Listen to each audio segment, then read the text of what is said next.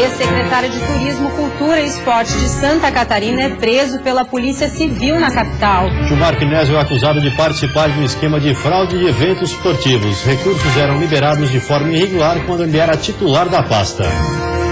Audiência, a Justiça ouve novas vítimas do médico Omar César Ferreira, detido em fevereiro, acusado de ter abusado de pelo menos 12 pacientes. Frio que castiga. Na Serra Catarinense, um abrigo foi montado para receber os moradores de rua. As barracas são todas térmicas e atualmente 15 pessoas estão dormindo aqui. A tendência é que esse número aumente, já que, segundo o levantamento da Secretaria de Assistência Social, cerca de 24 pessoas estão morando nas ruas de Lages. Crise no abastecimento do grão em Santa Catarina estiveram em debate no Fórum Catarinense do Agronegócio. Tem ainda o futebol. Hoje à noite, 3 catarinenses entram em campo pela 9ª rodada da Série B do Campeonato Brasileiro. O Band Cidade desta terça-feira já está no ar.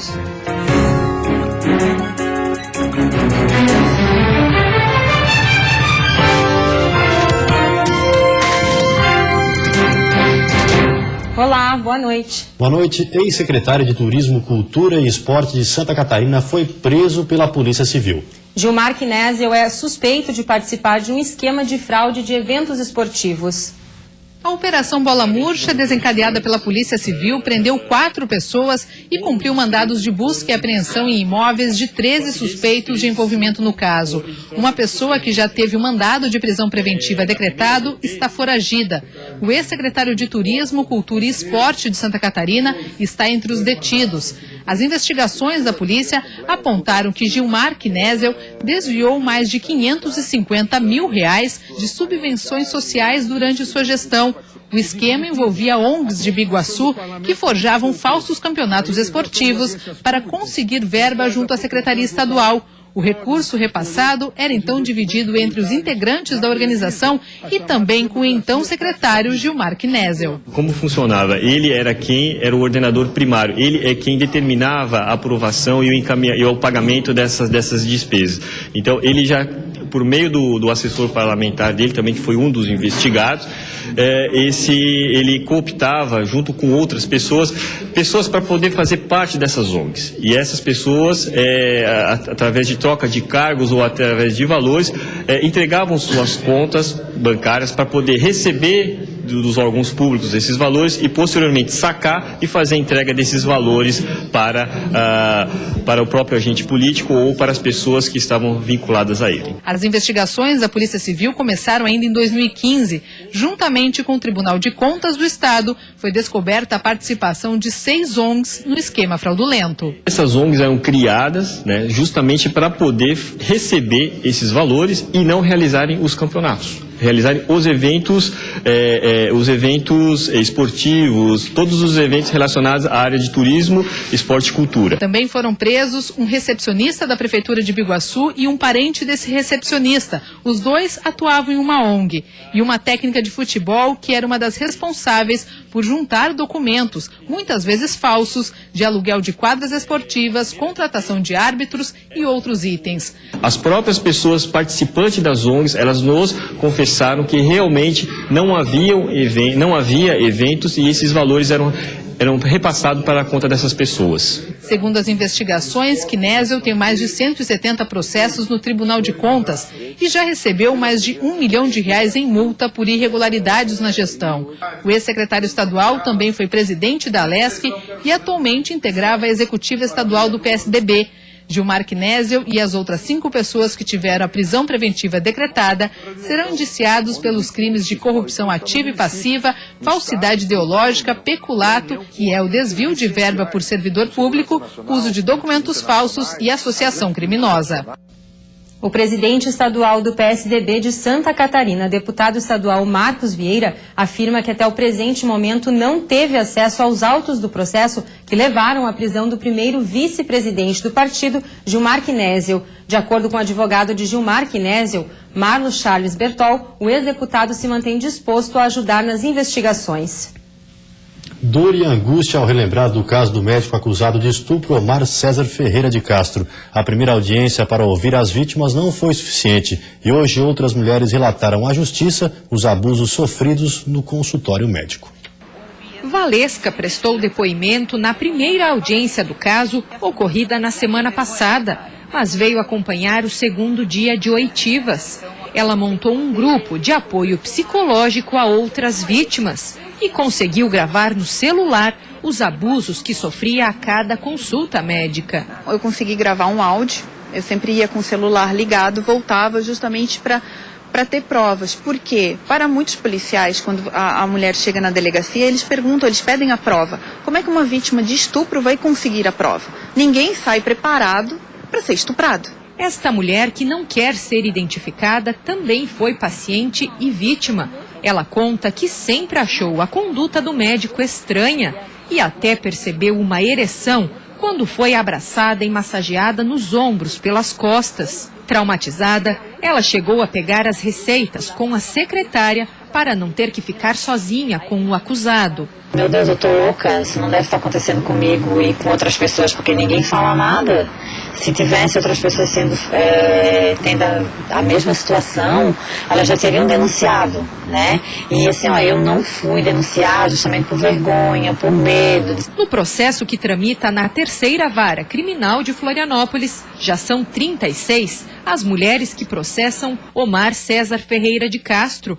Ele foi detido em fevereiro neste prédio no centro da capital, onde atuava como nutrólogo e continua preso preventivamente desde então. Omar César Ferreira de Castro foi denunciado pelo Ministério Público Estadual por 11 crimes de estupro consumado, 5 tentativas, estupro de vulnerável, além de casos de violência sexual.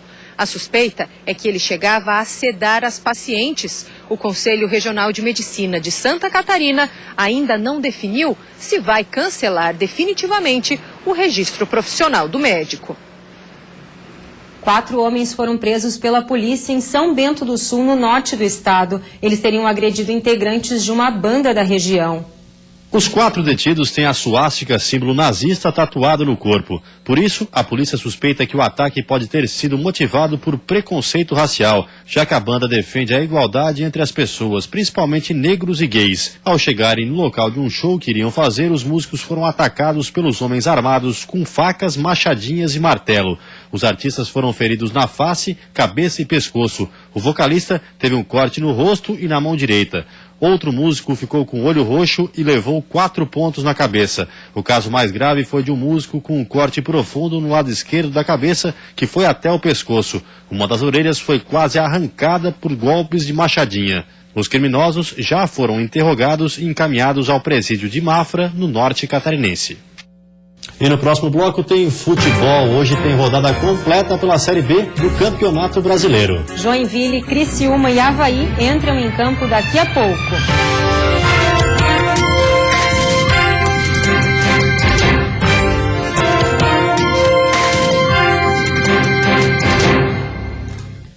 Futebol, hoje à noite tem rodada completa pela Série B do Campeonato Brasileiro. Joinville, que vem de vitória no clássico contra o Avaí, quer manter o bom rendimento. O time do norte do estado enfrenta daqui a pouco, às 7h15, o Atlético Goianiense, vice-líder da competição. Mas ainda não vai poder contar com o recém-chegado goleiro Aranha.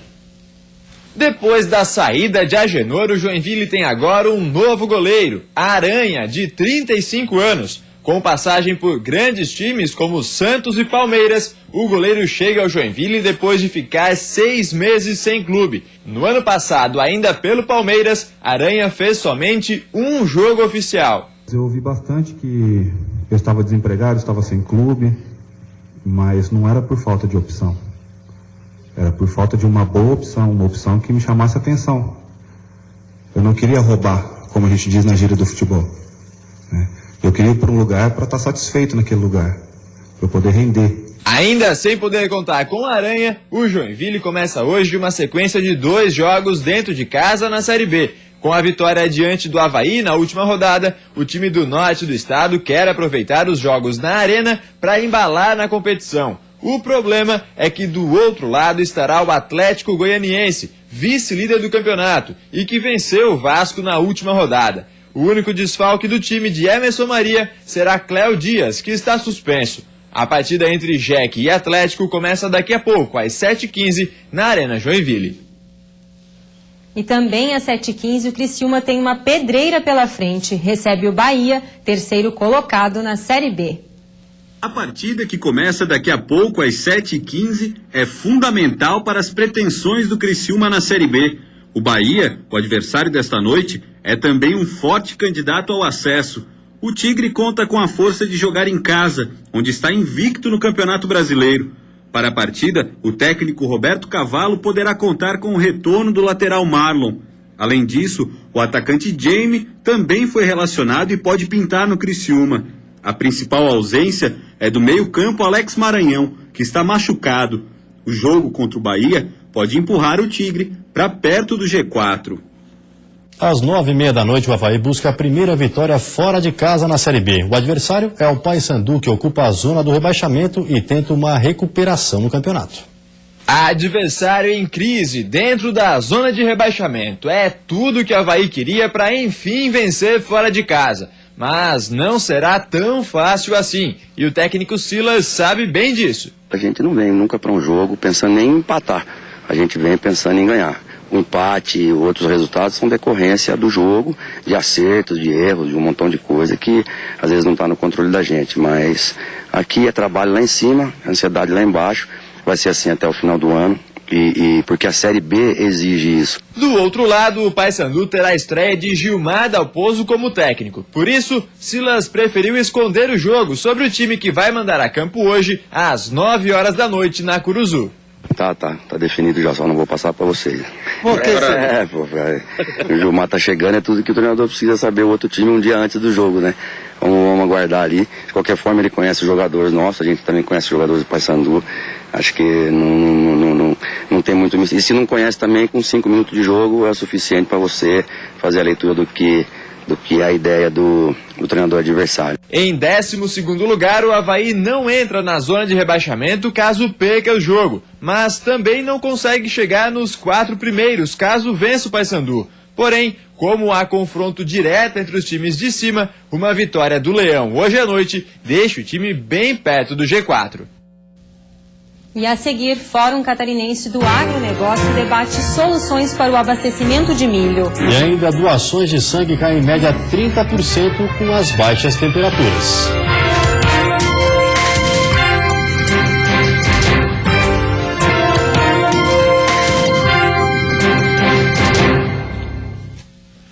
As soluções para a crise no abastecimento de milho em Santa Catarina estiveram em debate hoje durante o Fórum Catarinense do Agronegócio. O evento, que aconteceu em Florianópolis, reuniu especialistas e lideranças do setor.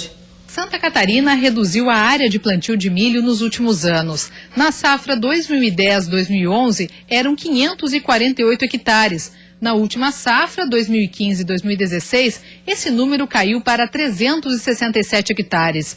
O estado hoje produz 3 milhões de toneladas do grão, mas consome mais de 7 toneladas, o que faz com que uma grande quantidade de milho seja importada. Como suprir esse déficit na quantidade do grão é um dos desafios que estiveram em debate durante o Fórum Catarinense do Agronegócio. O estado está fazendo um esforço muito grande para ampliar a produção própria.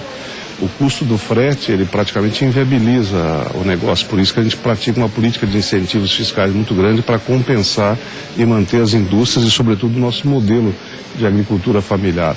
Uma alternativa que a gente tem é trazer via ferroviária, isso nós estamos com estudos bastante adiantados. Eu acho que essa logística ela precisa ser discutida por todos nós e eu espero que o Fórum aponte caminhos criativos que permitam a gente enfrentar essa situação. A falta do milho pode afetar diretamente a produção de carnes de aves, suínos e bovinos. O grão compõe 70% da ração dos animais. Com a diminuição da produção do milho, o estado pode vir a sofrer com a redução de carne no mercado, o que afetaria diretamente a exportação.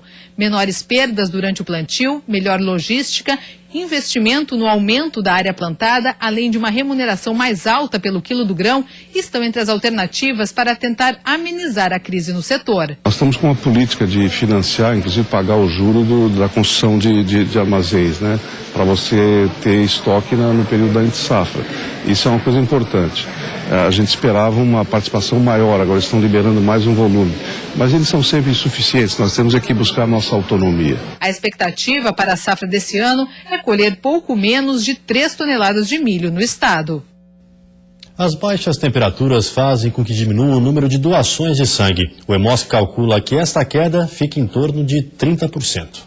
A Organização Mundial da Saúde celebra hoje o Dia do Doador de Sangue e alerta sobre a baixa das doações durante os meses de frio.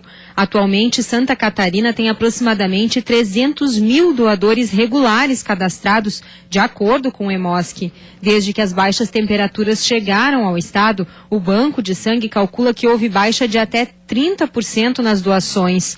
Os tipos sanguíneos que se tem mais carência são A negativo e O negativo. Por outro lado, Santa Catarina é o estado com um dos maiores índices de doações espontâneas no Brasil, conforme o Hemosc. Os doadores que contribuem mais de uma vez em um período de 12 meses somam 47% do total. A doação leva em média 45 minutos. Informações sobre como fazer para doar e os locais para coleta no estado estão disponíveis no site do Hemosc.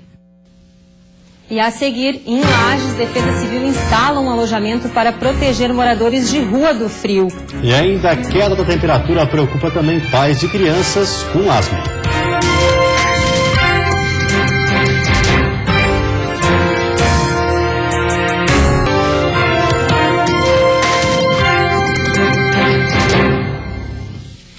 As baixas temperaturas dos últimos dias têm trazido belas imagens, principalmente na Serra Catarinense. Mas esse mesmo frio também trouxe um alerta para cidades onde se tem moradores de rua. Pensando nisso, um alojamento foi montado em Lages para acolher os necessitados durante esta época do ano. O frio que alegra e diverte muita gente, o frio que movimenta a economia do estado, que movimenta a Serra Catarinense, também castiga. E nesta época do ano, para quem não tem para onde ir e nem como se proteger das temperaturas baixas, a Defesa Civil de Lages montou um alojamento no ginásio da Secretaria de Assistência Social. Então a pessoa chega aqui, ela recebe todo o kit de limpeza, kit de higiene dela, né? Desde escova de dente a toalha de banho, janta e de manhã tem um café para ela. As barracas são todas térmicas e atualmente 15 pessoas estão dormindo aqui. A tendência é que esse número aumente, já que segundo o levantamento da Secretaria de Assistência Social, cerca de 24 pessoas estão morando nas ruas de Lages. Estas mesmas barracas utilizadas em desastres naturais, como enchentes e deslizamentos, agora têm outra função: proteger os moradores de rua do frio. Além de colchões, cobertas e até aquecedores foram disponibilizados. E foi aqui que o seu João encontrou abrigo. Ele chegou à cidade nesta semana à procura de emprego e estava dormindo na rua. Aqui, ele recebeu, além de comida, um lugar quentinho para dormir. Que nem hoje deram café, ontem deram roupa, a janta e o cômodo para dormir, né? Isso aí. Se não tivesse, teria que dormir na rua. Aí ficava mais delicada a coisa, né? Ficava mais difícil, né? A diretora de Proteção Social e Especial explica que uma equipe faz buscas na cidade à procura de pessoas que estão desalojadas e precisam de abrigo. Pelo serviço de abordagem social, que é um serviço 24 horas, qualquer chamada e denúncia da comunidade pode ser acionado o serviço. E também, às vezes, quando não for o serviço de abordagem, bombeiro, SAMU, que se identificam, as pessoas são trazidas, né, ou são direcionadas até o alojamento provisório. Durante a noite, 2 funcionários da prefeitura ficam no local. O abrigo foi instalado na última quinta-feira, quando as temperaturas já estavam baixas aqui na região, e deve ficar até o final do inverno. A Secretaria de Assistência Social também está buscando uma possibilidade de um outro local mais adequado para que a gente possa atender de uma forma mais aconchegante, mais quente. Hoje nós temos esse espaço que foi um momento emergencial para poder estar atendendo essa população. Aos poucos, o frio intenso vai deixando o estado e a quarta-feira já deve amanhecer com as temperaturas mais amenas do que na semana passada. Na Serra, a mínima deve ser de 2 e a máxima de 15 graus. No litoral norte e na Grande Florianópolis, o sol deve aparecer entre nuvens e os termômetros não passam dos 19 graus. No Vale do Itajaí, no Planalto Norte, máximas de 18. Já no sul, mínima de 10 e máxima de 21 graus. A queda da temperatura preocupa pais de crianças com asma, já que o ar frio pode desencadear crises. Usar os medicamentos de forma adequada é fundamental para controlar a doença. O Bernardo adora brincar com os remédios para asma, mas na hora de tomar, ele foge. A mãe passa trabalho para medicar o filho. Se eu tô sozinha, eu acho que não. Mas com alguém junto daí, infelizmente forçando, ele toma direitinho. Resultado, as crises estão mais frequentes. Eu tento nem sair com ele pra rua. Se eu sair, ele se ataca. O Samuel é mais comportado, mas no início do tratamento o pai errava na aplicação do remédio. A gente aplicava a bombinha com ele respirando dentro do espaçador e a gente notou que à medida que a gente aplicava, a sequência de aplicações não estava surtindo efeito. Agora eles já fazem do jeito certo. Eu respiro, depois aí eu seguro um pouquinho, depois eu solto bem devagarinho. 1 em cada 5 crianças tem asma e metade dos pacientes não está com a doença controlada. E nos dias frios, os problemas respiratórios vêm com força. Um dos principais desafios para o tratamento da asma hoje em dia é usar direito os remédios. Pesquisadores da PUC do Rio Grande do Sul fizeram um levantamento e descobriram que 9 em cada 10 pais de crianças asmáticas não dominam a forma correta de administrar nos filhos os medicamentos inalatórios. Primeira regra é sacudir o spray. E reparem na posição da bombinha, é preciso apertar para baixo. Uma criança menor de 2, 3 anos deve usar sempre com máscara. A criança cresce um pouco, tira a máscara e começa a usar a medicação direto com o bucal. Em criança, pelo menos em criança, nunca usar o spray direto na boca. É importante puxar o ar com força. Outro erro comum, então, dá o jato, dá um jato e logo retira 1, 2 segundos, a criança nem inalou. Depois do jato, ela tem que inalar pelo menos uns 5 a 10 segundos. Outra regra é não deixar de tomar os remédios mesmo quando o paciente está bem. Por isso, Samuel está sempre prevenido. Para onde ele vai, tá a bombinha junto. Você fica agora com o Jornal da Band. Boa noite, até amanhã. Boa noite, até amanhã.